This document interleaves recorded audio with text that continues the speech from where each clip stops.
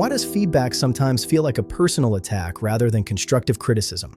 Understanding this phenomenon starts with recognizing the role of our brain's threat response system. When we receive feedback, especially if it's unexpected or negative, our brain can interpret it as a threat. This triggers our fight or flight response, a survival mechanism meant to protect us from harm.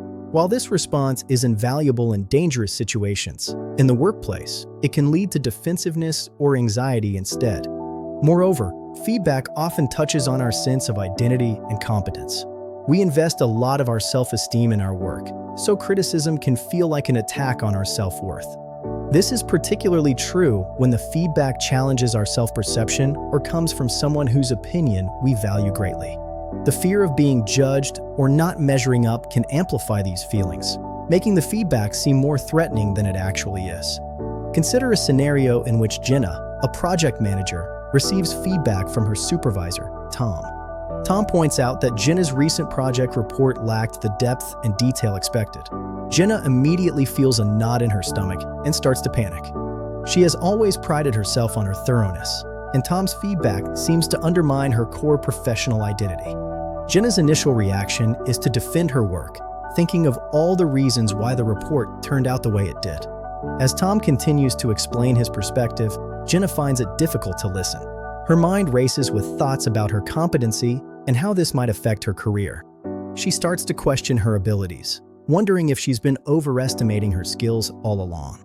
The feedback, though aimed at improving her work, feels like an indictment of her abilities, triggering her insecurity.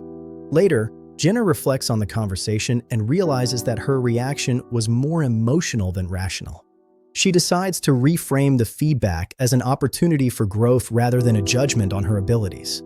This new perspective allows her to approach Tom for clarification and guidance on how to meet his expectations in future reports.